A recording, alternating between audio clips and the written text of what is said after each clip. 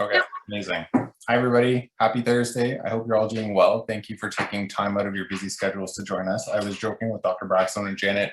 If you hear children screaming or people sounding like they're being murdered, it's just my kids going to bed. So don't worry, it's all good. We're really excited to see everyone here for this town hall during October, which is Breast Cancer Awareness Month, for our breast imaging and surgery town hall. We have some great speakers tonight. And we have a lot of topics to cover, but as Janet said, we do have time at the end for question and answer, and be sure to use that chat.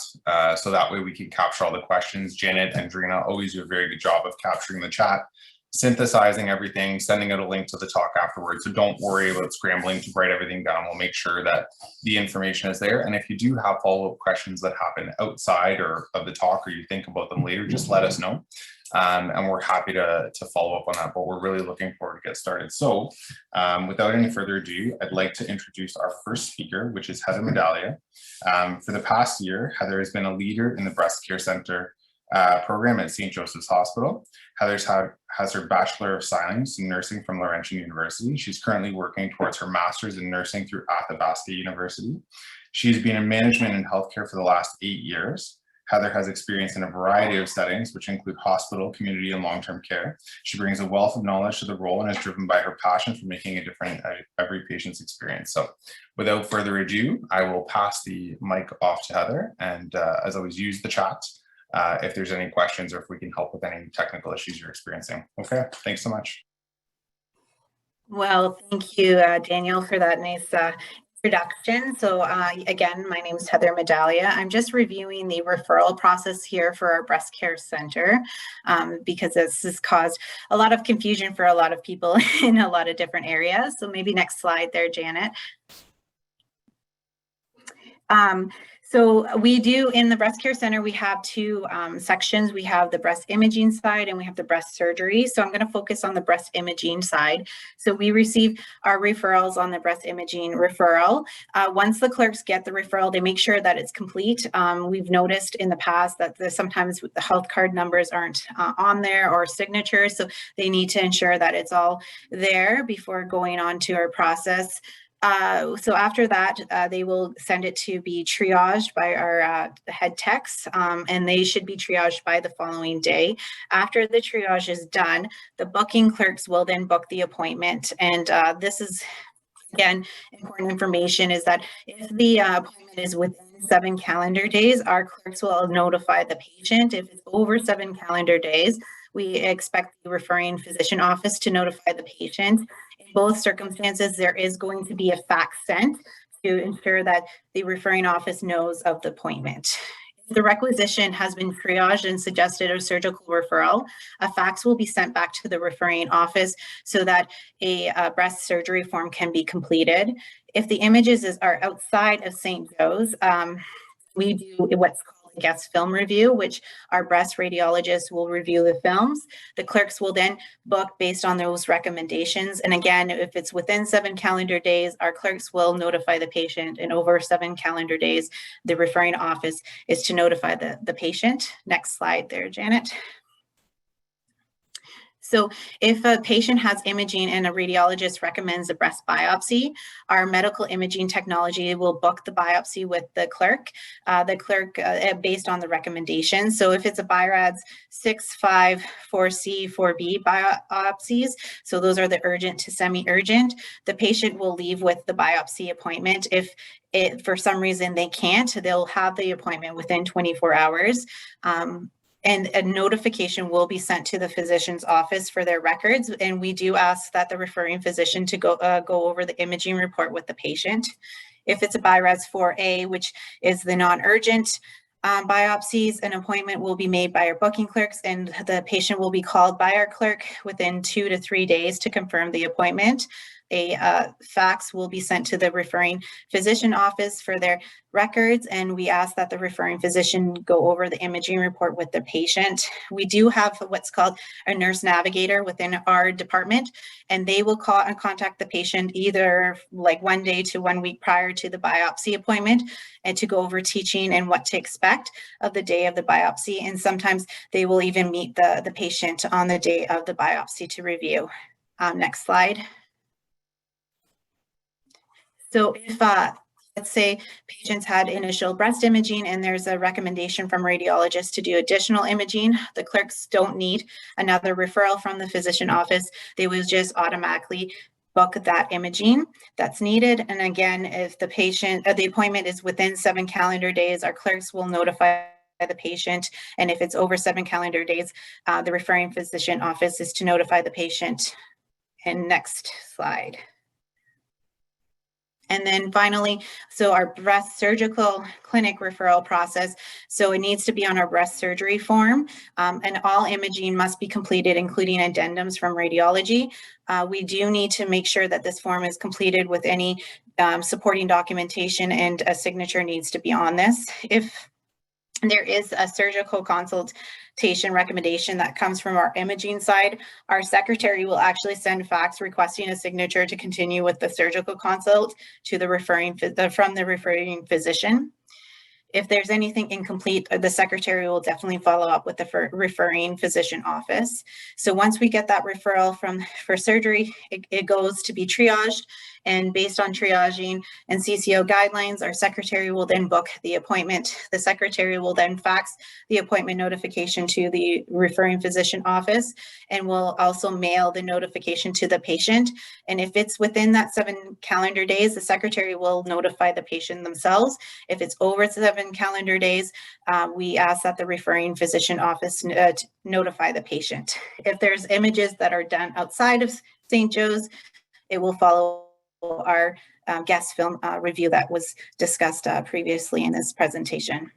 And that's about it of the referring process for breast care. So I think that's pretty much all I have to say tonight. And Janet, yeah, I'm done with my slide there. Perfect. I see that there's a quick question there. I'm not sure, Heather, if you can see it. There's a question about, would like more of an explanation why medical imaging is not calling all patients for their appointments.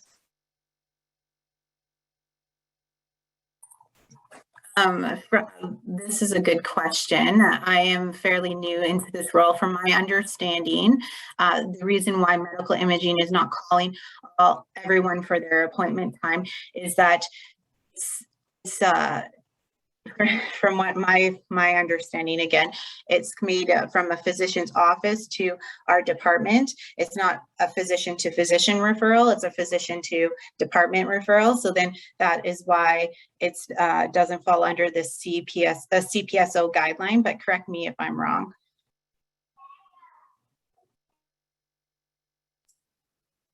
Thanks, Heather. That's helpful. Gord, if you have a follow-up. Yeah, just because I asked that question, I guess that's the clarification that needs to be done. My understanding, the intent of the CPSO policy was to ensure better continuity of care for the patients. And the problem here is that it ends up, we end up, family physician's office end up being the third party. We call the patient, they say that time's not good, and then who's going to call whom back? Do we have to call the radiology to rebook and then call back the patient to reschedule, or can the patient call radiology themselves? All that process is if the time that's been given does not work for somebody. And so it's those extra pain points in primary care that we're trying to avoid. And I think that was the purpose of the continuity care policy. Now, if that is for a department, that surprises me, because ultimately the radiologist is asking for my signature, which is part of continuity care policy and part of OHIP policy. So why do they need my signature then? So it's devil's advocate, but I would really love to see the CPSO weigh in on that then. Thanks, Gordon. I think that's helpful. And Benny, myself, Heather, Dr. Ben-Nachum, and Dr. Brackstone will take that away, but I think we'll kind of move on to the next portion if that's okay. But points certainly well taken.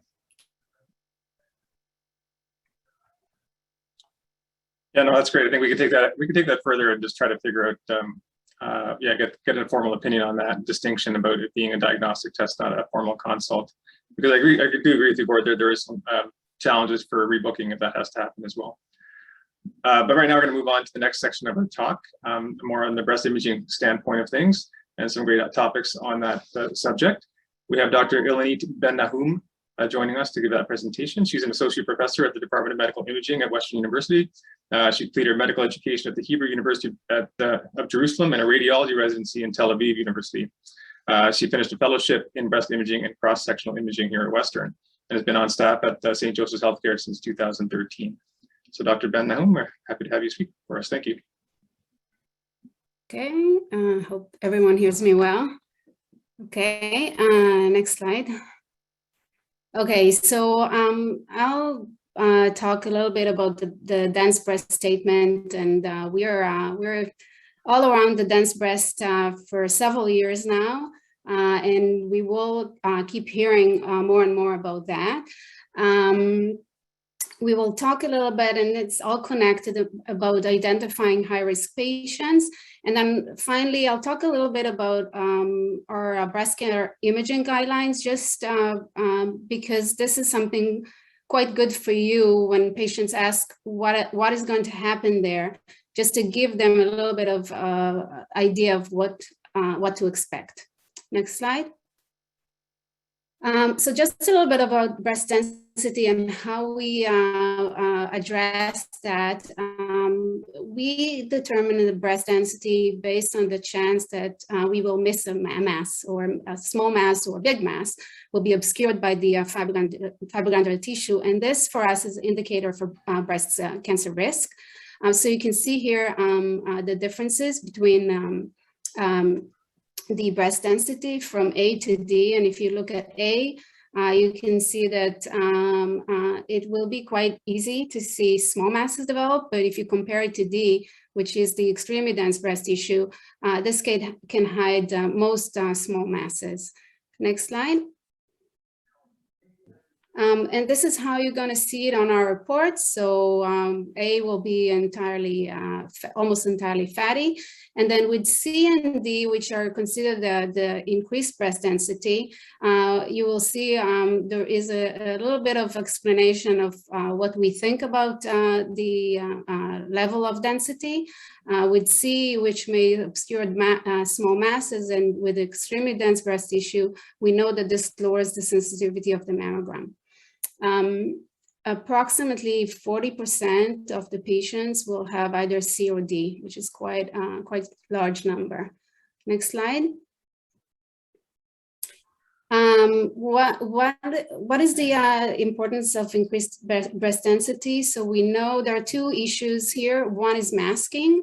So we know that once the breast density increased, our cancer detection rate is decreased.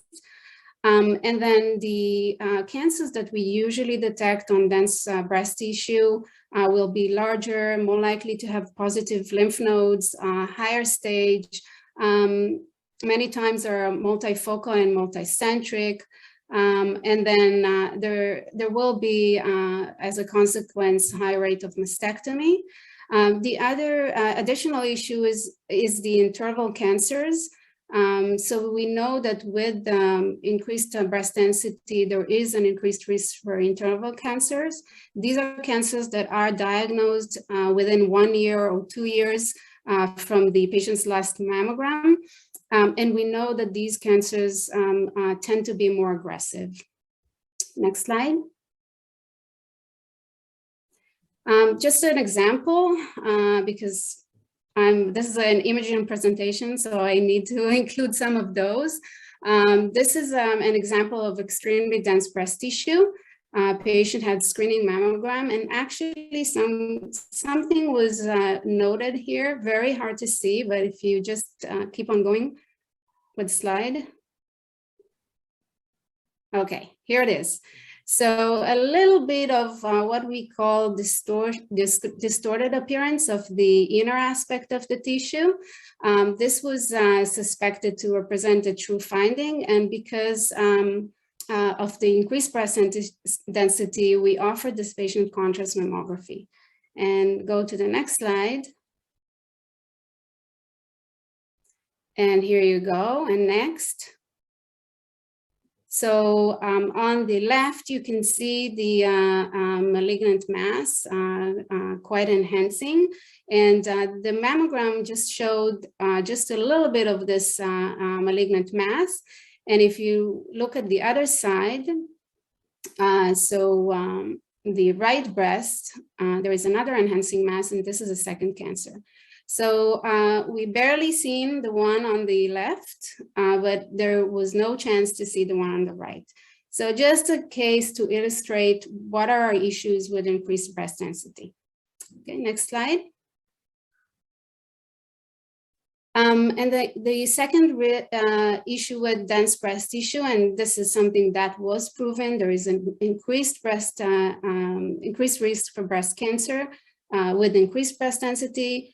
And I didn't want to bring a lot of numbers, but just a few of the risk factors, and you can compare just postmenopausal obesity, then increased relative risk for increased breast density, and then just a comparison once we have first-degree relatives, 2 or more first-degree relatives, you can see how the number jumps all the way to patients with BRCA mutation.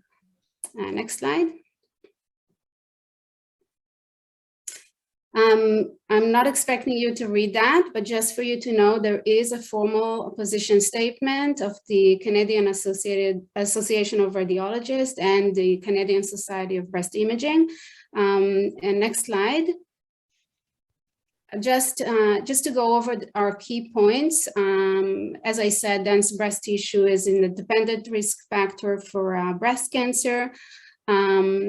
Breast density should be reported by the radiologist on all screening and diagnostic mammogram. This, we are doing this for quite a while now, but we are adding a little bit more of a statement about breast density. When we talk, what can we do about it? So supplemental screening by ultrasound may be considered.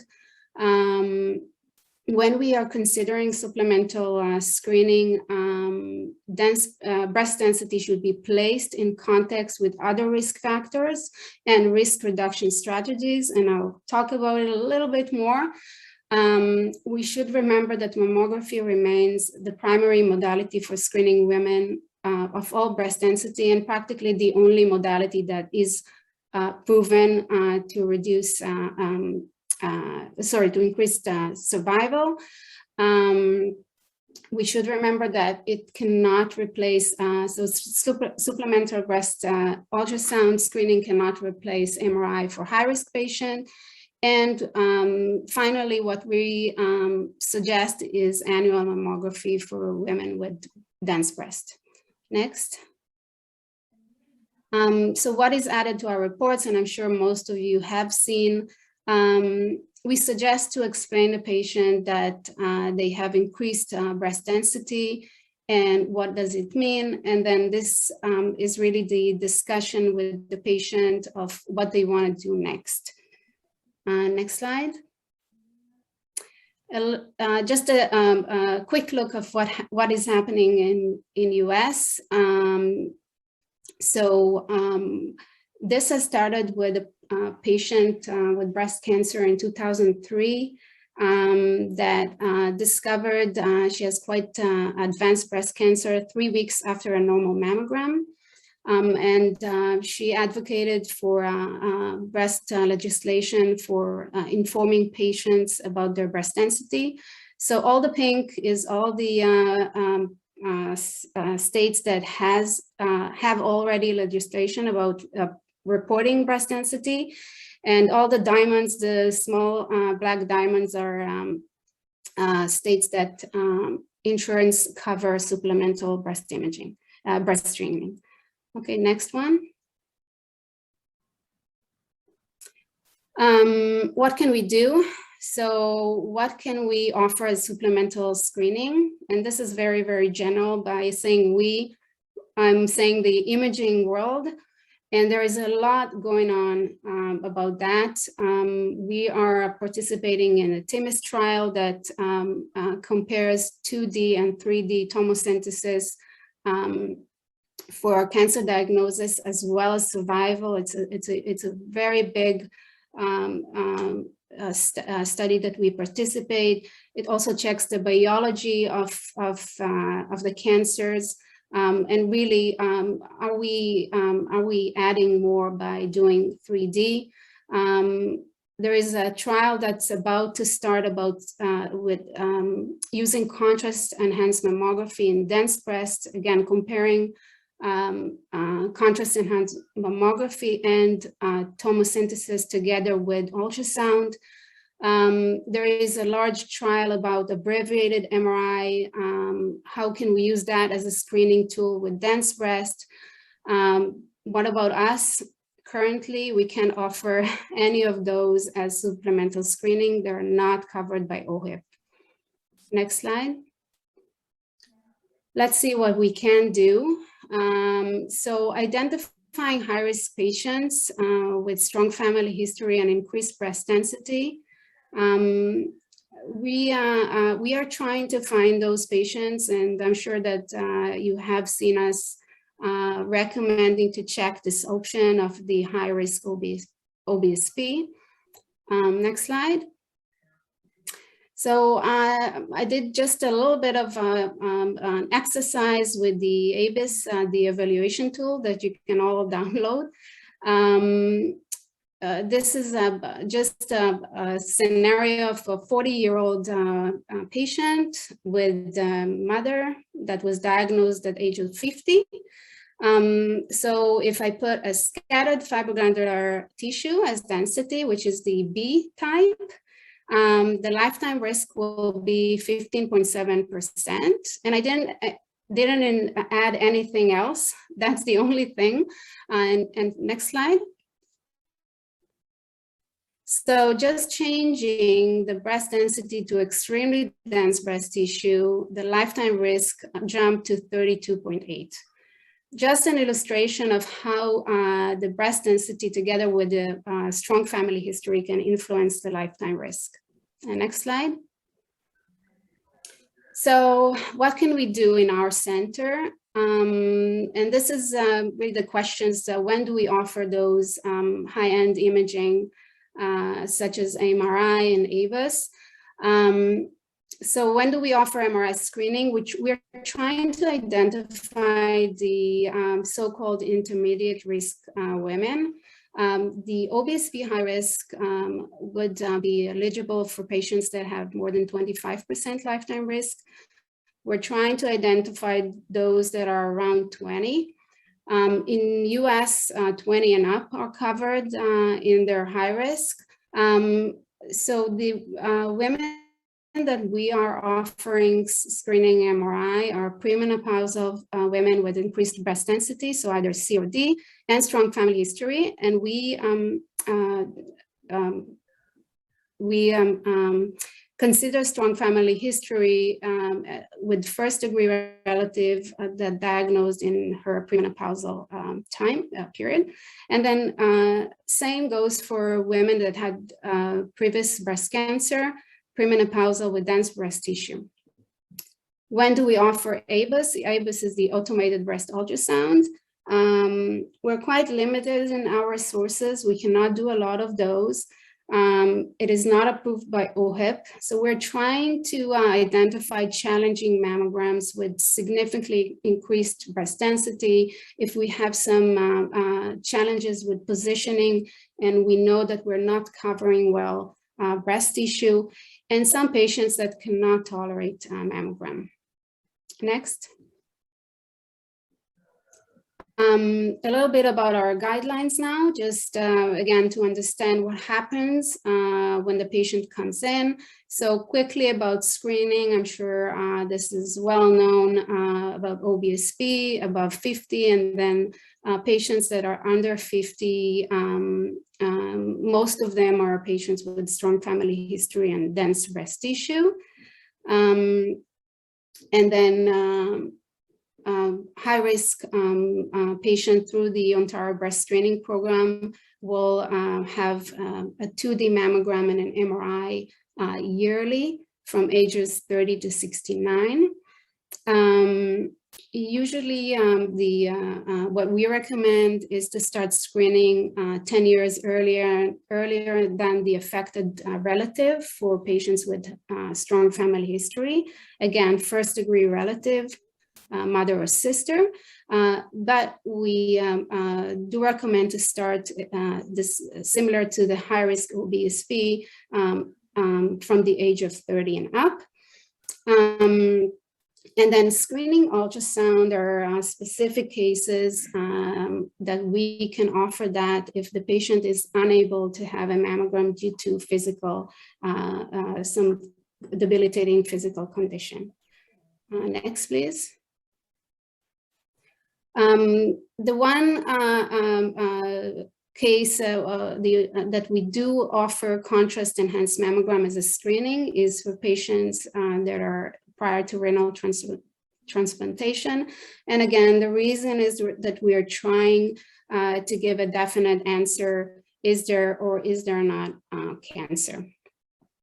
Next slide.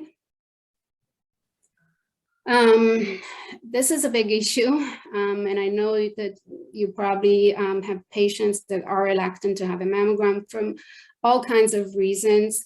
Unfortunately, we cannot offer screening ultrasound or MRI if a patient declines mammogram. This is, again, not approved by OHIP. What we suggest is to explain the patient. Many of the patients just have had a bad experience and are concerned about the compression. We have new mammography units that the patient can actually do a self-compression. We do see that patients tolerate better compression this way.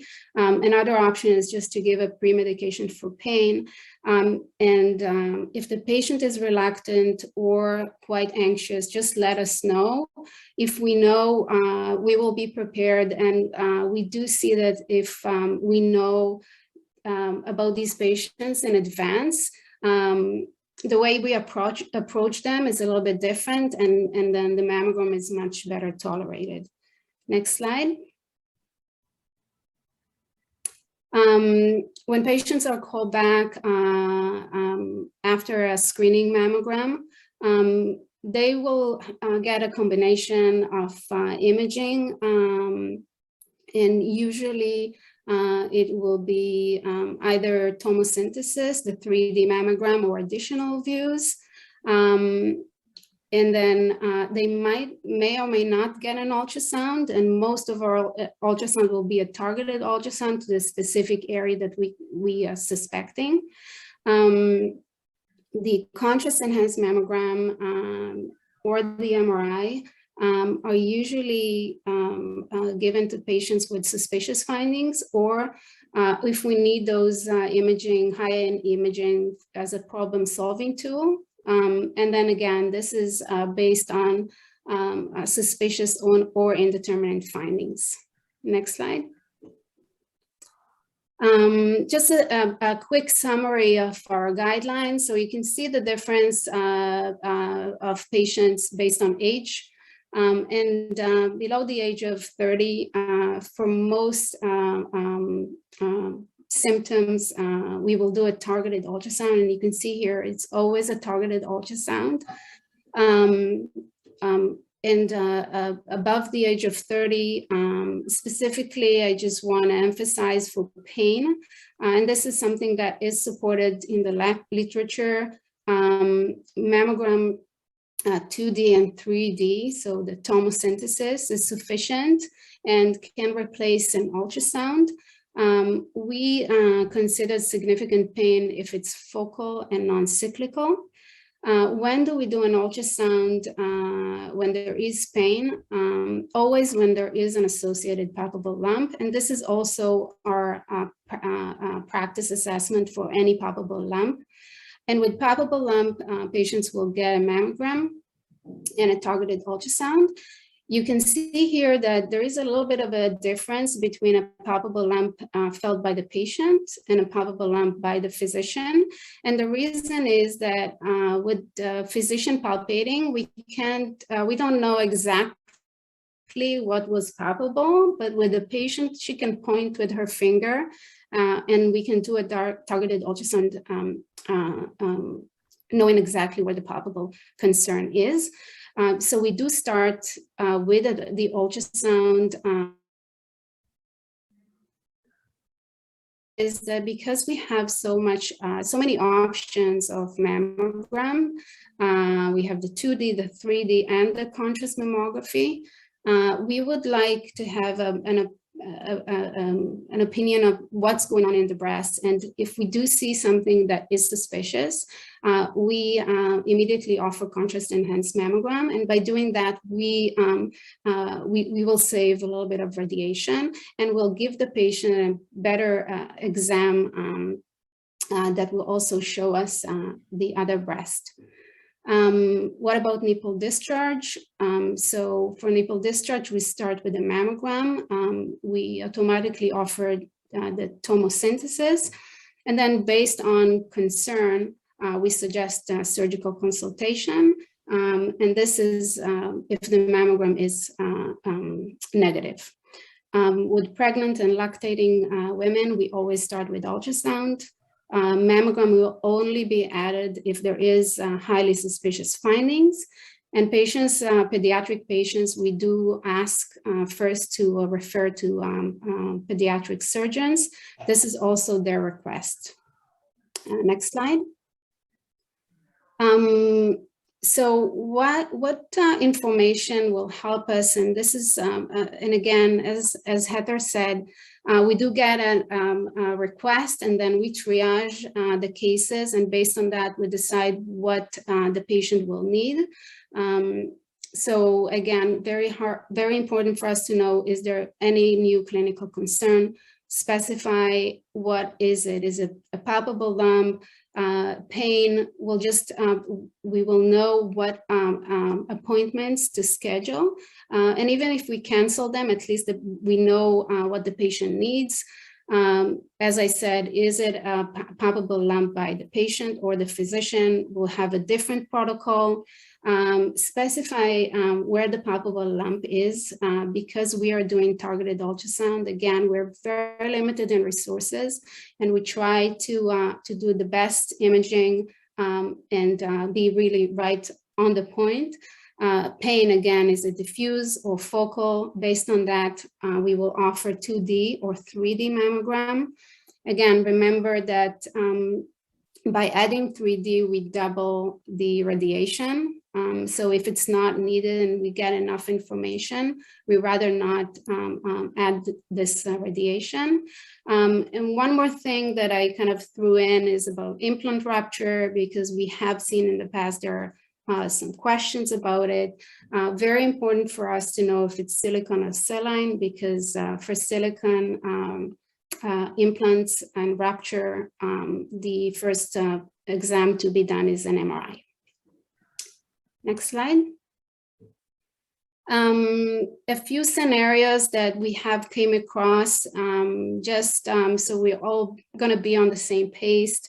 If the patient had recent imaging, for example, for a palpable lump, and we haven't found anything, and there is no further breast imaging that is required. So it means that we are quite sure that the breast, whatever we have done, gave us what we needed in terms of information. And we ask in these cases if there is still high concern to refer the patient to the breast surgery clinic. Remember that ultrasound, as I said, is not required for diffuse pain, and even not for focal pain if there is no associated palpable lump. And again, this is supported in our literature. Other clinical concerns that do not require ultrasound are any concerns related to skin changes, again, unless there is high concern of malignancy. And then MRI and contrast enhanced mammogram are not indicated when there is pain or any diffuse concerns such as nodularity or difficult breast exam. I know these are good exams, but we have to pick them to the patients that do need them, and they are not indicated for these concerns and these symptoms. Next slide. So one thing, this is a slide that I do add to a lot of the talks because contrast mammography is really something that we use a lot and is quite significant in our cancer assessment. But we need to remember that we need to choose that wisely. So this is an example of a patient that had calcifications that we were a little bit concerned about. And she had dense breast, and we said, oh, is there something hiding here that we don't know about? Let's give her contrast mammography. And the bottom images are contrast mammography, and you can see that they're identical to the 2D mammogram. And the reason is that this patient has what we call increased background enhancement. And for her, the contrast mammography is non-diagnostic, and the MRI would probably look the same. So these are excellent imaging modalities, and they have practically changed our lives in cancer assessment, but they have limitations, and that's why we need to pick them wisely, and we cannot offer them for any symptoms. Next slide. So just a summary, and I know there will be questions, but just to remember that increased breast density is an independent risk factor for breast cancer, and that we are limited with those types of density, the C and D. We do think that patients should know about that, and there should be some kind of discussion with the patient. The patient needs to know that we are limited in our sources, and we are limited in terms of OHIP, and supplemental screening is not covered, so we cannot offer that. What can we do? We can try and find or identify the high-risk patients that will benefit from MRI. And if we get this information, we do recommend that. We need good communication with our physicians just to help us, again, choose the appropriate imaging assessment. And then just as a last note, where are we in the future? So personalized screening will be the future. And I listed a few of the big, quite big studies that are done now. And we think that in the future, there will be a specific screening modality for each patient based on their individual risk profile. And that's it. Thank you so much. That was great, really helpful and really practical, and kind of getting a sense or seeing the images that really sees the difference of how that breast density plays a role. And then I think we're all familiar with the forms that we have to fill out for breast imaging, but it's just nice to know the rationale behind the questions and why they're important to answer. We do have time for a couple of questions, if you don't mind, just before we go to the next section of our talk. Yeah. I'll ask them from the chat, but there was a question just about Lynch syndrome, which you mentioned that could be a challenge for painful breast or mammography. Just so it's mainly for the pressure. So with our ABUS,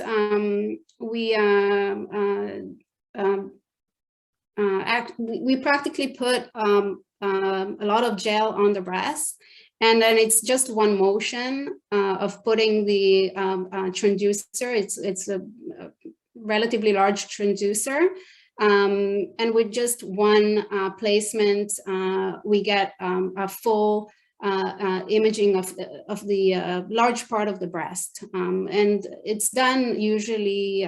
It's like 6 positions that we need to do it, but it's really not a lot of compression for the patient. And so this is something that we can offer because they might find the compression on a mammogram quite significant. Great. And then if you did have someone that you were concerned about that was quite anxious about the mammography, and you mentioned that letting you know ahead of time, how would you like us to let you know? Is it just write it on the requisition somewhere? Yeah, just write it. Yeah. Okay, perfect. And just one last question, maybe in terms of pre-medication, anything that would you recommend specifically, or just some Advil beforehand? Yeah, just pain, whatever they find helpful. Okay. But again, really explaining them, and they can also come, when they come to our clinic, just say that they're anxious and they had a really bad experience before. We find that communication it's all about communication. Great. No, thank you very much. We'll probably might have some time for some more questions to pick your brain at the end, but we'll move it on to the next, our next speaker. Dan, I'll pass it over to you. Thanks, Vineet. So it's my pleasure to introduce Dr. Muriel Brackstone. Dr. Brackstone attended Western University, where she received her Honors Bachelor of Science in 1992 and a Master's degree in Neurosciences in 1994. She attended medical school at Western and graduated in 1999 as the gold medalist. She received her training in general surgery at Western and became a fellow of the Royal College of Surgeons in 2004. Her fellowship in breast surgical oncology was completed at University of Toronto in 2005 under Dr. Claire Holloway and Dr. David McCready at Sunnybrook and Princess Margaret Hospitals. She joined the divisions of general surgery and surgical oncology in London, Ontario in August of 2005. And she completed a master's degree in clin-epi and biostatistics from Western in 2008, followed by a PhD in pathology and clinical trials from Western University from 2009 to 2014. Dr. Brackstone created and became founding medical director for London's multidisciplinary breast care clinic from 2010 to present. In 2013, she also created the London Tumor Biobank and a biospecimen and patient data repository for translational research in collaboration with scientists across the region. She's designed and conducted a number of clinical trials and has developed a breast clinical research unit for this purpose. She sits on the breast cancer executive for the National Cancer Institute of Canada and Cancer Care Ontario, and she holds many national level grants. Her research interests include health outcomes, translational breast cancer care research, neoadjuvant window of opportunity trials, and locally advanced breast cancer. Dr. Brackstone, off to you, and we look forward to this next section of the chat. I am very sorry for that very wordy paragraph. No, it was great. So I'm happy to have a chance to talk with all of you, and hopefully we can have a sort of dynamic, interactive discussion about how we can make our breast program better. I think that's the goal on both ends. So next slide.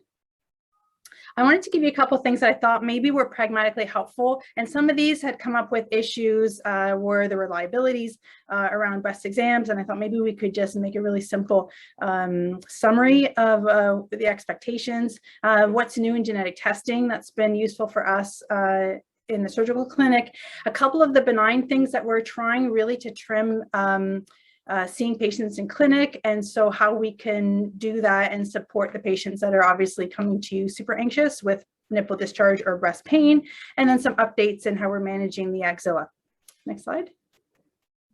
I don't have any disclosures. Thanks. So breast exam, as you know, a lot of things have changed with regards to examining average risk women. And so it has sort of fallen out of favor with regards to the annual physical examination. And so it's not specifically required. I know a lot of people do it. We've sort of similarly fallen away from recommending patients to do a self-exam, but chatting with them, we do tell them to note if there's something different in their self-exams. Not specifically required in patients who are having average risk screening. However, if they are at higher risk, so what we call elevated risk, so these are first degree relatives, these are patients that are having more frequent imaging. So it's not that you have to examine them necessarily, but we would want to take any complaint that they have more seriously. And those people are going to be having more frequent imaging anyway, typically annually through OBSP. And I would differentiate that from our high-risk patients. Our high-risk patients are the ones that Ilanit mentioned are 25% lifetime risk, that are gene mutation carriers or strong family history. For those ones, we would expect an annual physical examination, and that we would combine that with an annual mammo MRI from 30 to 69. If they've had cancer before, we often do discharge them back to you. And then in the discharging note, hopefully it's clear that we would want an annual physical examination. Now, for some reason, if they're discharged super early in the first few years, we typically will tell them try to have a breast exam every 6 months and then transition that to annually. But usually I find for the first 2-3 years, they're overlapping with so many appointments that somebody's doing an exam every 3 to 6 months. And so typically from the family physician perspective, keeping everybody involved with their primary caregiver with an annual physical examination helps to transition the discharge. And then there's familiarity with their post-surgical lumpiness type of thing. And then the other one that I want to highlight was the BI-RADS3. So if they do have these low risk lesions and they're being followed by short interval follow-up, either by MR with the high risk or by mammo ultrasound with the average risk, for those patients, we would want a physical examination every 6 months for those 2 years. And that's where I think sometimes things fall between the cracks and then something's missed. And then it turns out over the period of that 2 years that something has developed and then there wasn't an interval exam to catch it as things were changing on physical. So the BI-RADS3, we would want to do serial exams and kind of slot that into their visits. Or if they have a palpable finding or a complaint, they're sent for imaging and the imaging is normal. And so we have the caveat to re-examine your patient. And I'm going to show you a picture on the next slide that's sort of buried in our caveat here. So you get the summary of your imaging, benign, BI-RADS, whatever, and then this FYI. And in the FYI, which was kind of wordy, and we really did honestly try to be helpful. I'm not sure that it is always all that helpful, but we wanted to provide reassurance to say, there's nothing. The likelihood that there is a miss on a normal exam, particularly in patients that present with a palpable concern, and the imaging and then the subsequent ultrasound that Ilanit talked about showed nothing. The likelihood that you miss something is really, really low. However, it depends on your pre-op or pre-test index of suspicion. So if you were really worried about a spot and it came back negative and you were like, that does not fit, then we want to hear about it. So we were trying to say, as a reassurance to the patient, you can show them to say, look, this is benign. We aren't worried about it. Likelihood of a miss is exceedingly low. I've re-examined you. This is exactly what I thought. I thought it was nothing. It shows it was nothing. We're good. Then that way we can provide the reassurance, and hopefully for most patients that that's enough. If it's not, and you have your patient that you know is just calling and you can't quiet them level of concern wise down, then send them. We're happy just to help if that's useful in terms of getting that patient reassured. Next slide. Thing that changed with genetics is the date of onset. So, and it kind of happened maybe 2 months ago, sort of suddenly, and it caught us by concern. And we were really worried about what to do because there have been a lot of people.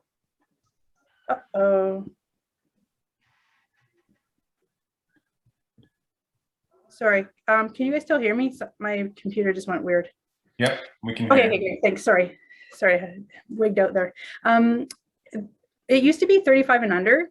A patient with breast cancer can get genetic testing. So then when people were like 30 to 45 and they had one family member and it was just under the cusp, we said no. And then now they've changed to say anybody 45 and under can get testing of their own accord. Or if they're under 50 and they have and they're adopted, or if they're under 50 and have a few family members. And so we didn't know if we should go back and call all those people over the last 10, 15 years that we've been saying no to. Realizing that some may have passed on, some, we've lost the circle of care relationship with. And ultimately, we thought perhaps the wisest thing is to really highlight that to all of you when you're seeing your patients and sort of periodic updates to look back. Any young onset, the young onset age has changed. And even if their cancer was years ago and they were young, they can go and they'd be eligible for genetic testing. Next slide. And they've also been more lax with the number of relatives. So I think it becomes almost everybody in a way has breast cancer, and then they have one typically first degree relative. But they're trying to say if that first degree relative was male, triple negative and young, pancreatic, high risk prostate, those people send. If you're not sure, better just to send them if they're interested in getting genetic testing. And then they'll tell you if they're not eligible. Next slide. And then also including hereditary pancreatic testing. So now they have a bigger gene panel to look at a lot more genes related to prostate and pancreas as well. Next slide. lots of genes that they're testing. And the problem with this is that they'll have variations of undetermined significance. So that freaks the patient out. They find these single nucleotide polymorphisms, and they call them VUS. And a VUS is essentially equivalent as a non-informative test. It didn't identify a high-risk gene. If it's a pathogenic gene, they'll specifically say so. Next slide. And so then the only other thing that's changed is when we see these people in clinic and they have cancer, they're automatically eligible now. And so it used to be we had to send them to genetics, and then we had to wait. And then by the time they saw them, you know, it took forever. So now they've realized that they don't have the capacity to see people. So if we see someone with cancer at their diagnosis, then we can automatically draw their blood test. So you might see that in the consult notes that we've sent them. And that means that they haven't had genetic counseling. We just drew their blood. If their blood is negative, then we say it's negative, it's on the note, that's done. If it's a variance of undetermined significance requiring more discussion, or it's positive, then we send them and they have the formal genetic counseling at that time, and then we make a treatment decision. But if they don't have cancer, if they're just high risk or they're like cancer from a long time ago, then you do the standard way, you go for the genetics referral. It's just that they kind of gave us permission to do a quick test so that we could screen out the negatives for them and just send the relevant ones. Next slide. Okay, the nipple discharge, these are like your classic, kind of presented at case style. These are your classic patients. And oftentimes they're in their early 40s, same with breast pain. There's probably regular menses, but they're, I think, biochemically going crazy. And you're going to see more ductictasia, more discharge, and some papillomas. And so again, what we want to know about that is if it's unilateral, bilateral, maybe the color, maybe the multiduct, mostly spontaneous versus induced. So we're trying to decline the referrals that are for, unless of course they're anxious and you're saying, I need you to talk to them. But generally speaking, we're trying to decline all the referrals for induced, recognizing that there isn't a pathological concern for someone who can elicit discharge upon induction, squeezing the nipple. But if they're spontaneously leaking and they're bilateral, then we're hoping to send them to endocrine. And if they're spontaneously leaking and unilateral, we'd like to see them in surgery. Next slide. So this would be this sort of perfect case, unilateral, she can't tell about the ducts, but it's spontaneous, it sometimes changes in color, it's episodic. If it's a single time, we'll typically let it go, but if it's happening periodically, reproducibly, then it's useful for us to know from you if you're able to do that as well. Because sometimes people's understanding of nipple discharge is different. Next slide. And then obviously, as you know, we're trying to differentiate from lactation, the physiologic ones, so either galactorrhea or ductictasia, and the pathologic or suspicious ones like papilloma or DCIS. Next slide. So again, you probably all know this, the pathologic side of this branch is what we're interested in, the unilateral, typically single ductal, typically spontaneous, 95% of them will be bloody, but not necessarily. And they can be really any age, but they may or may not be associated with something on imaging. Next slide. So the workup of that is going to be bilateral mammogram. We don't always do targeted ultrasound. Really the highest, I think, worry that we have in these people is that they have DCIS. So if on their mammogram, which is going to be the best imaging for that unless they're super dense, the mammogram is okay, we're pretty happy with that. And we're happy to meet the patient to say, understand that you're leaking, it's probably a papilloma, your mammogram is negative for DCIS.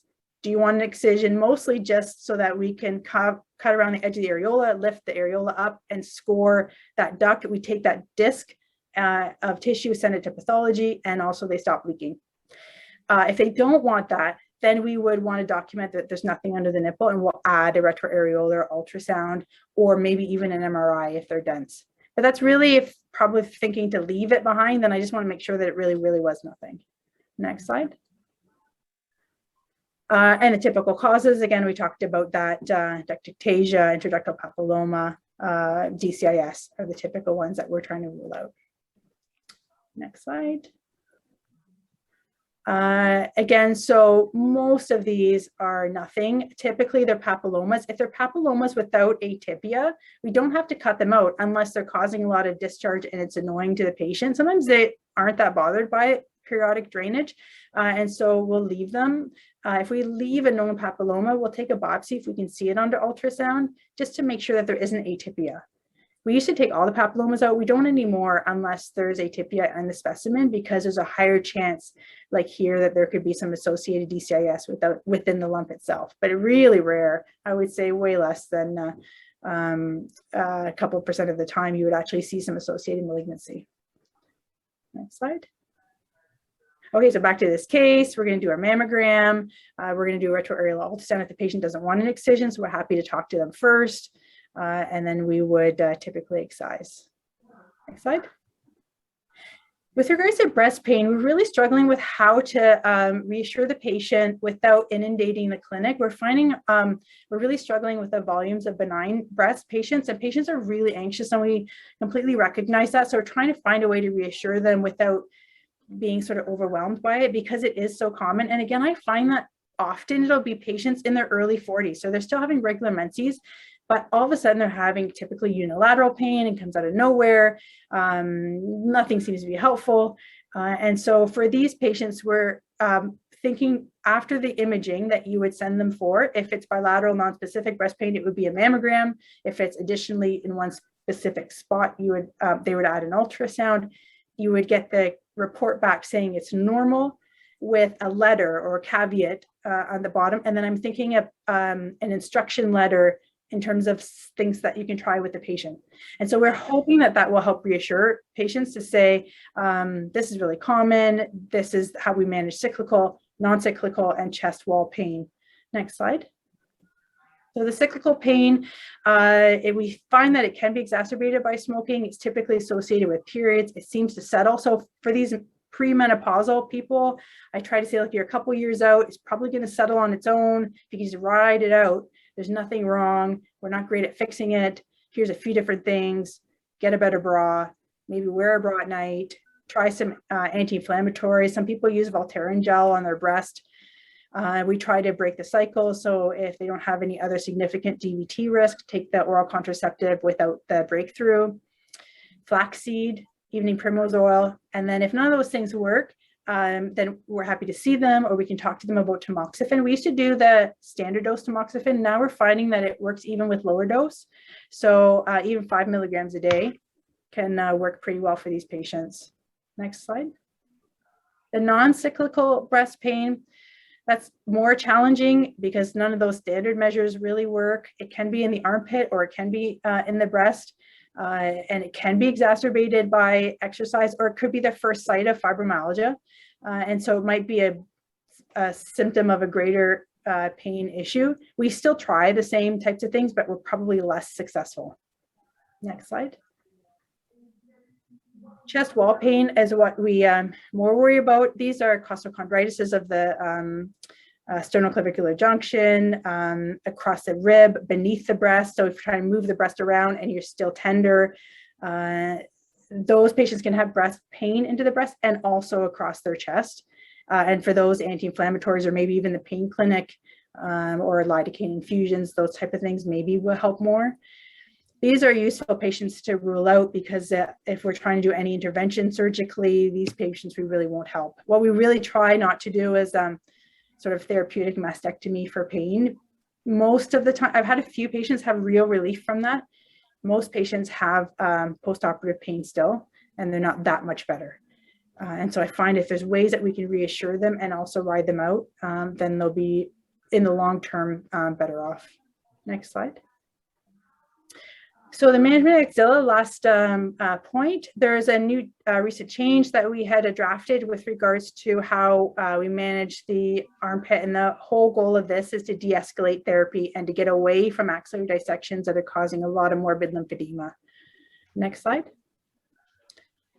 So for this, I just want to tell a quick little story. And this is the summary clinical trial algorithm for NSABP BO4. BO4 was the move from Halsted to a simple mastectomy. It was a radical idea that we can get away from resecting your pec, and they differentiated patients into people whose lymph nodes you could feel on clinical exam and those ones you couldn't.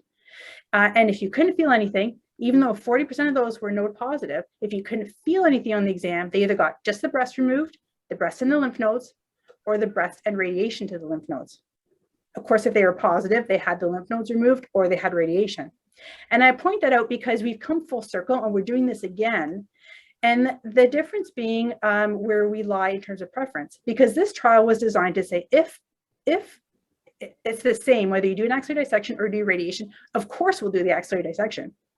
And now full circle, you'll see patients on current trials with the MAC-19 version of this. If radiation is the same as axillary dissection, of course we're going to do radiation. So we're doing exactly the same trial. We just have favored a different treatment, recognizing that we were being pretty morbid.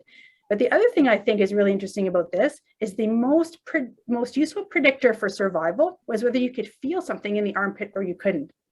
And we say that the physical exam of the armpit isn't very sensitive, but that was much more predictive for differentiating survival than whether you radiated or did axillary dissection. It didn't matter what you did, if you could feel it or if you couldn't feel it. Those are the differentiators with how people did. Next slide. So that's what we did forever until the early 200s or 2000s when we had NSABP B32. So we've made our way from 4 to 32 in trials. This was the trial that proved that we could do the sentinel node. So we didn't have to do the full dissection. We just injected. Now we injected with blue dye and technetium, the radioactive fluid in the skin, which by the way burns like a you-know-what for about 10 or 15 seconds. It's an intradermal injection, 2 of them at the edge of the areola in the morning of surgery typically. More recently, the guideline that we had just mentioned says that you don't have to necessarily use blue dye because that can really tattoo people and the pea green and the blue stays for longer than you'd like it to.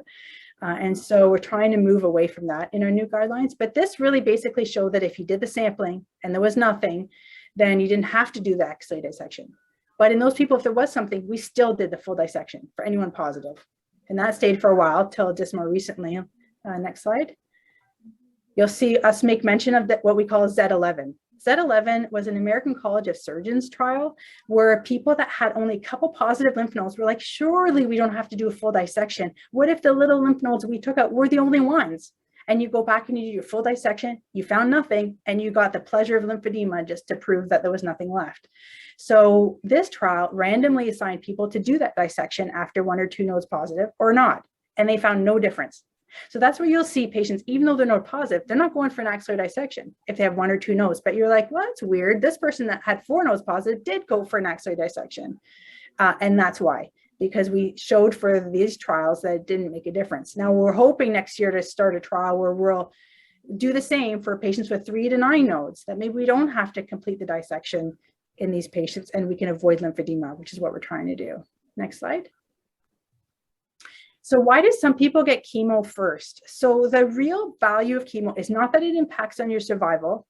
Although I would like, if I was going to get chemo first or give it to a patient, I'd like to get the hard part over with, and then you can deal with what's left. And it's been a real mental shift for us as clinicians to say, it's not about what you started with, it's about what's left after treatment, the resistant stuff, that's all you got to cut out. So if you started with a big lump, and you can downstage the breast and you shrink down, you just have to cut what's left. So you don't have to cut the whole thing. So you can render a mastectomy type of cancer into a lumpectomy type of cancer. Same survival, same long-term outcome, better benefit for the patient from a quality of life and a psychosexual sense of self. Same with the armpit. If you could feel that lymph node in the armpit, you give them chemo, you can't feel it anymore. Now we're just doing the sentinel node. We're not doing the full dissection anymore, even though they were positive, because we're just taking the first couple, prove that they're clear, and then you're good. And then there's all sorts of trials on caveats to de-escalate. Maybe if they completely responded, we don't have to do radiation too. That trial is still ongoing. Next trial, next slide. So regional recurrence rates would say, well, what's the impact of that? Even if you had big advanced cancers and you gave them chemo and they had residual disease, probably still only 5 or 6% of people have a local recurrence in the armpit. And as you know, if you do the full dissection, maybe 20% of those people end up with lifelong lymphedema. So we're obviously doing a disservice to these people, and the radiation induces much less lymphedema. So that's why we're trying to transition to that. Next slide.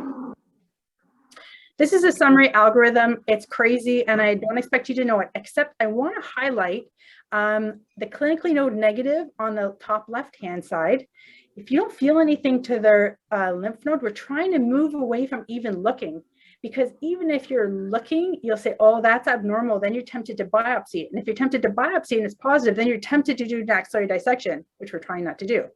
So we're trying to just count back to the olden days where you differentiated people to clinically node positive and clinically node negative. So your physical exam really matters to us and ours as well, in terms of differentiating whether there's something or there's nothing, and we'll treat them accordingly. And hopefully in most patients, even if there was something in that lymph node, most of the time there's only 1 or 2. And so by that Z11 rule, you don't have to do the axillary dissection, and we can get rid of a lot of morbidity. Next slide.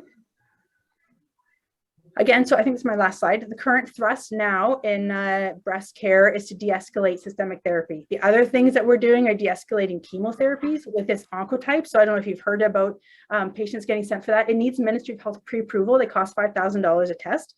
We send slides of the surgical specimen to the lab in California. Mammoprint is a similar one in the Netherlands. And they scrape out the DNA and they look at the expression of the different genes and they calculate a risk. If the risk is low, you don't need chemo. If the risk is high, you do need chemo. And hopefully we can de-escalate some of the radiations in people if they respond well to chemo when they're bigger tumors as well. In terms of breast conservation, we're trying to reduce mastectomies by increasing oncoplastics. So if some of you have had patients that have had basically breast reduction type incisions, and we did a breast lift and we took out the cancer, and you can take a lot more because people that have kind of droopy large breasts, you can take a big chunk, lift it, cinch the skin, match the other side. That's covered by OHIP. And those patients I think are the happiest, and they tolerate radiation well because they don't have a big divot. It doesn't leave you with a contour deformity. They've always kind of wanted a breast lift, and yet you're getting rid of the cancer. And so I feel like that's been a real big win from a breast conservation perspective, and those patients have a better quality of life than patients who have a mastectomy. And then reducing the axillary dissections to avoid lymphedema for the reasons that we've been talking about. So those have been really our 3 main thrusts in the last few years. And I think that's it.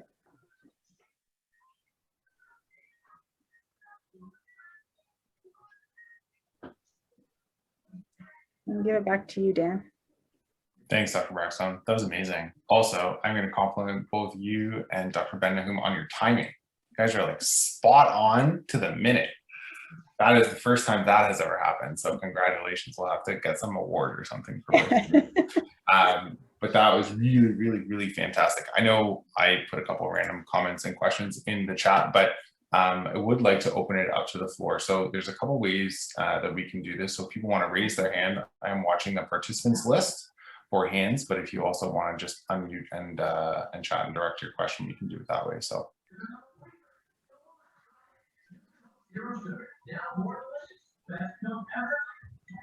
Now I have to be silent, like they try and teach us in medical school, which is really hard. But as your dream coach, I should remind you that Photomax check was estimated $24 million. So what's your dream today? I'll have a Nice. Cynthia, do you have a question? I think we can see that you're unmuted. Do you have a question?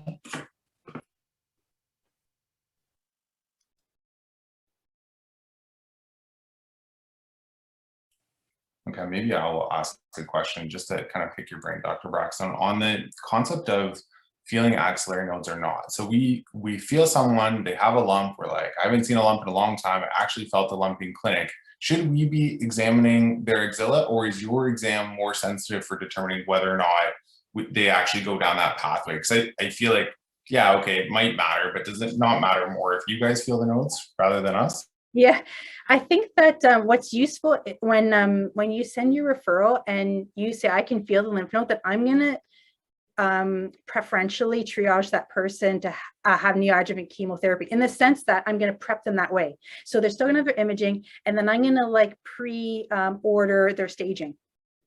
Because if they go for neoadjuvant chemo, they need their staging ordered. But if they don't, they go for upfront surgery. I don't want them to have a bone scan, because we're so tight on bone scans, and most of the time you don't need it if they're negative. So we can kind of save them that. So I'm like, oh, this person is going to be that kind of person.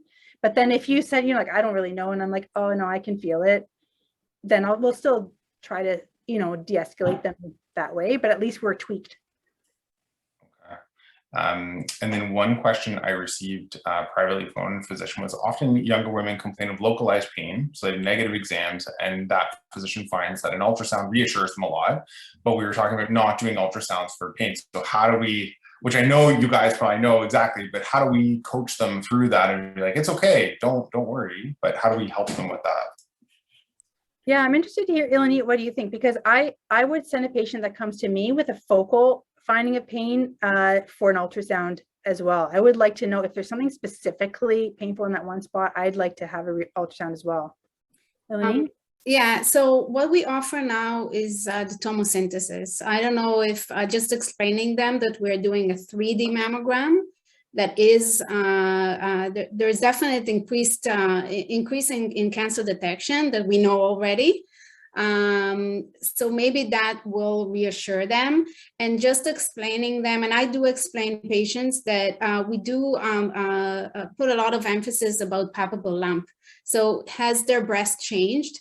It is supported in our literature that tomosynthesis can replace ultrasound. I have to tell you that from our experience, there is a very low yield for ultrasound with breast pain. We don't find anything. The cases that we do find is that there is something different, a thickening, a lump, or something has changed really in the breast. And you need to understand that we are so limited in our sources.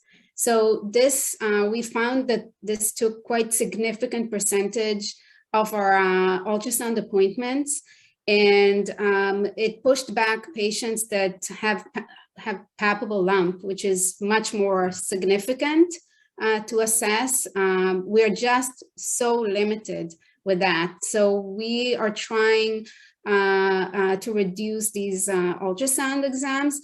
We understand that if the patient, again, if the patient is insisting, or it's recurrent referrals and they end up in the surgical clinics, some of them we will accept doing that, but we're trying to significantly limit that. So if you can reassure the patients, and again, explain them about what we're doing, and do a follow-up, and really explain them what is important to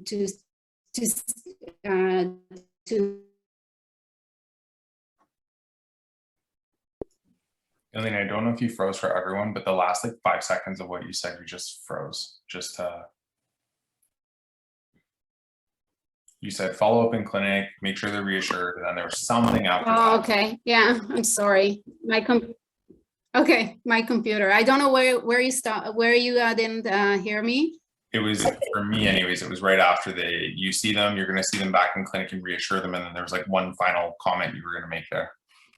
Yeah, and I'm just saying again, just to summarize, it's ultrasound with pain and normal mammogram is a very low yield.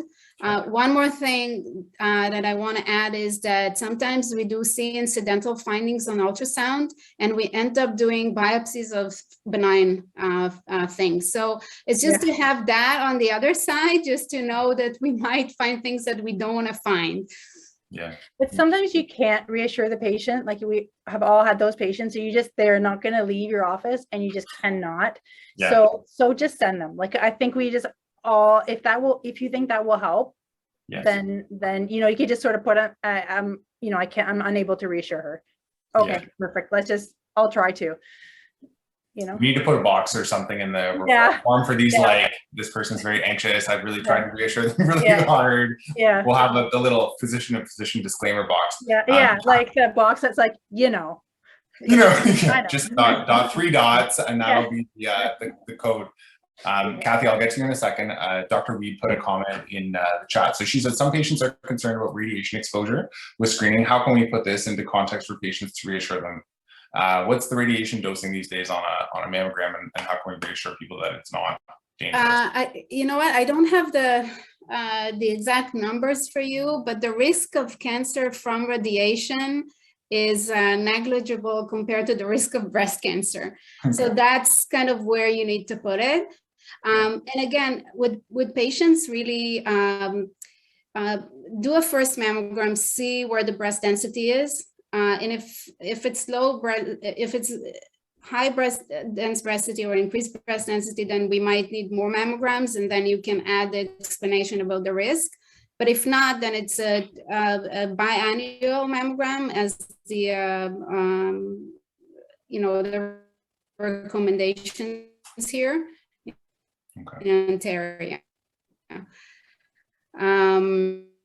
But again, definitely the risk from breast cancer.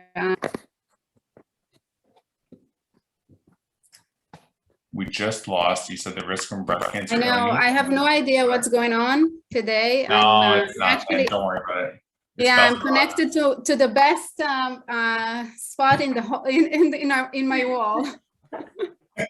That's how it always happens. Don't worry. I think we got the message, which is it's a really, really low risk. Tell them it's fine. The radiologist said it's fine. Get your mammogram and just do it. Kathy, what wisdom or question do you have for the team? No, I was just thinking, I'm just sitting here, my brain is turning in terms of women with fibrocystic disease and women with breast density. So when all of this came out as a family doctor, I was thinking, how do we, and Dan was alluding to this in the drop-down list, we need to have a really practical approach to women to get them back on a yearly basis that have C and D breast density. So I'm making the assumption, Dr. Ben-Nachum, that you're going to send the report and it's going to say density C, density D, and either you're going to say recommend repeat in 1 year, and then I can flag it in my EMR and I can bring them back. What about women that have, do all women with what we would call those ropey, difficult to examine breasts, do they all have C and D, or are they different than that? Do all women with fibrocystic breast disease fall into C and D, or no? So many of them fall into C and D. When we actually see them. Some patients with difficult breast exam don't have dense breast. We have seen that as well. And in general, again, it's good to have a first mammogram, and some patients will want to start it earlier. And personally, I do recommend to start early than 50. Do a first mammogram, see what you have, and then do some discussion about when to start, how often, before you get to 50. So at 40, we struggle with those because we see them. Yeah, if you've got a woman at 40, I think that the first one should be at age 40. Yeah, okay.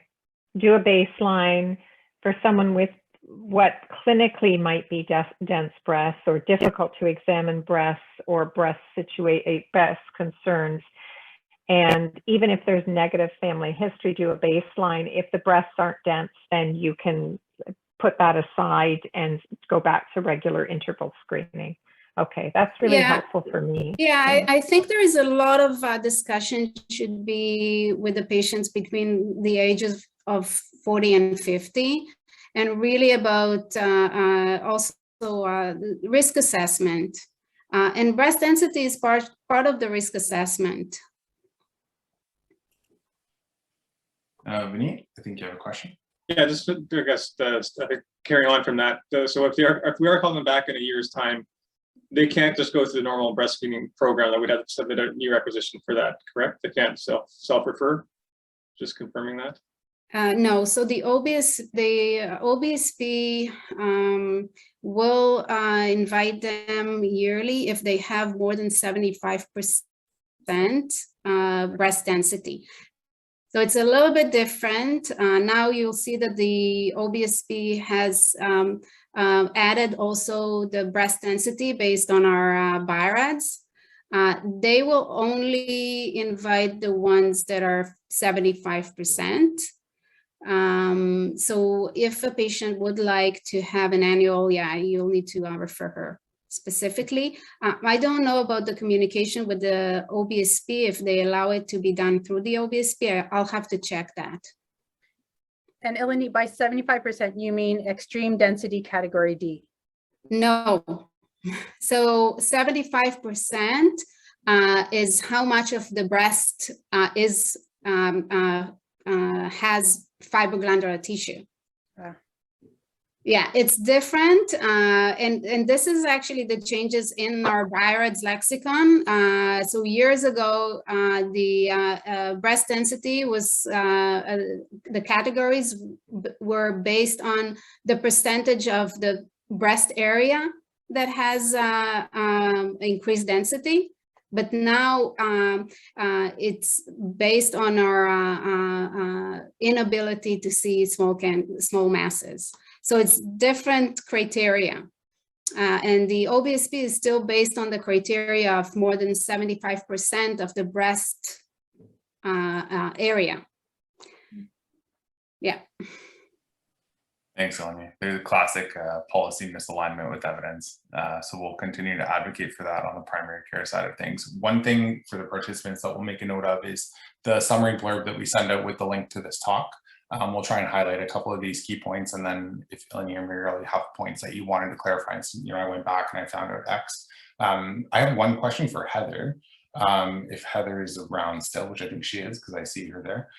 Heather, my question is on the current referral form. Do we have a checkbox for breast density? Because I'm pretty sure we don't, but I'm wondering maybe if we can take that away from this talk and potentially add that for future. And then that way we'll also trigger family docs to remember that's actually a really important independent risk factor.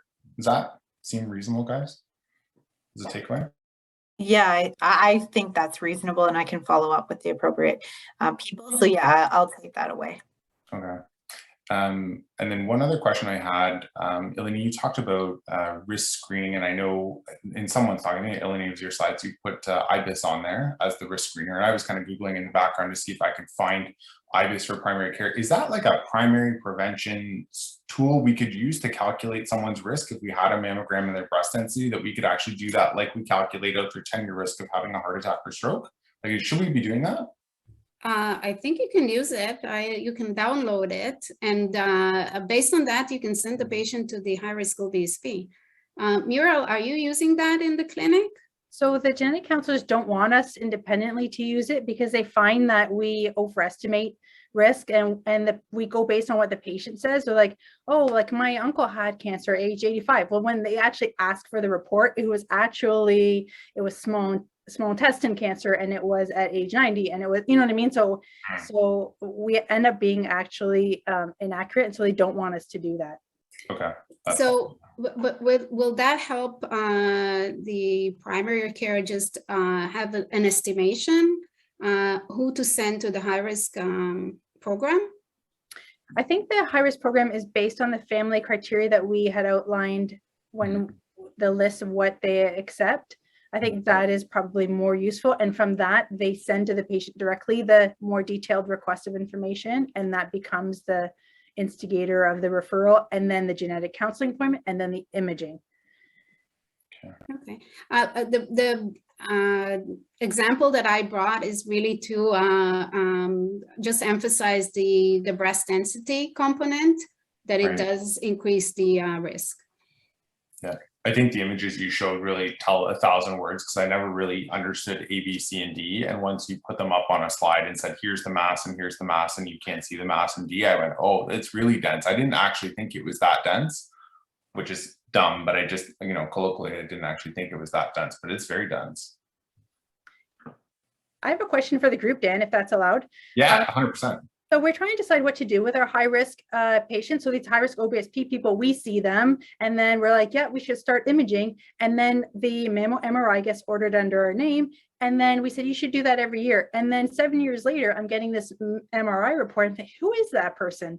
And it just got automatically generated. So then, Leslie Scott retires, and then she's got this auto-generated, all these people with MRIs, and we're thinking, what are we going to do for these people who we aren't operating on, who become OBSP? And is there a way that maybe we could make the primary care be the MRP for the imaging, and so the imaging goes back to the person who actually sees the patient? How does the group feel about that? Because we're just trying to figure out how we could do that to start, but then, or would that be like irritating to you, or like, wait a minute, you ordered an annual mammogram and MRI on my patient, like, hello. Can't be So- more irritating than getting 50 COVAX results for old immunizations every day from October until November 15th. Like nothing is more irritating than that. So I guarantee you it won't be more irritating. But comments from the group in the chat. I'd love to see questions and comments, but I think that brings up a really important thing. Ilanit mentioned the importance of communication, and you're the first presenter to ask the group a question. I think it's really important that we actually solve that, because I would love to give you guys the autonomy to say, if that is best evidence and best practice at this time, it should happen. I don't think any family doctor or nurse practitioner would say no. Who in their right mind would say no and disagree with one of you? I wouldn't. So I think there's a way to do it. I think what we have to work maybe with Heather and Howard is, how do we figure out who the family doctor is ongoing and have that reported so that it's copied to the appropriate person? And then what happens, as Gord said, if someone doesn't have a family doctor? Well, now maybe we've identified someone at higher risk needs attachment. That's a sectoral issue for us to talk about with you guys, to say, how do we attach them? And then the other question becomes, if there is a positive finding, how do we know, like, who acts on that report? And how do we know that someone acts on it? Because that's always my fear with recurring reports that just get generated, is what's the action? Do you guys take automatic action if they're under that screening program? Or I don't know, those are just some logistical things, but it's important because if that's best evidence, we should just do it. There shouldn't be a lot of process in the way of just doing the right thing. I'm hoping we can find some clarity. Although I do think Gord raises a good point about primary care. That also is our issue when we have our patients come to emerge because they have a palpable lump, and then now they're like in Never Land, and there's nobody to order all this stuff. We have that issue that we do really need. How many times a month or a year does that happen, where you have someone with presentation mass to There's emerge? 7 a month, is that right, Heather? Where patients come to emerge because they don't have a primary care physician, and then they need workup, and then a couple of days later they're going to need a biopsy. So who's ordering the biopsy? Nobody owns them. That emerge doc's gone home. You know, so that's our ongoing challenge to try to find maybe even somebody or a health team that would be willing to be the GP roster for those patients. Yeah, it's certainly a priority population for someone who's got a potential mass, right? Yeah. We're seeing more and more, actually, Muriel. It's becoming an increasing problem, and even with the high-risk OBSP, nurse practitioners can't start that paperwork too. So there's just been a lot of barriers. So maybe any thoughts that come to the group, please funnel them through Dan or myself, and we really want to hear anything that you can think of that would be helpful to tackle that issue.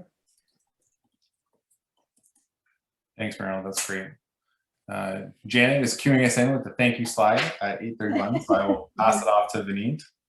No, thank you very much, everybody, for sticking around with us on a Thursday evening, learning a lot of great stuff. We covered a lot of information here, like incredible amounts. I was amazed at all the information we covered on time and everything, and it was incredibly useful. I mean, I think I was fortunate enough to have had look at the slides ahead of time, and they already were helpful to patients I saw that same afternoon. So hopefully you'll find the same for the rest of your career in clinic here, and got things to think about for how we can improve the system as well, which is great.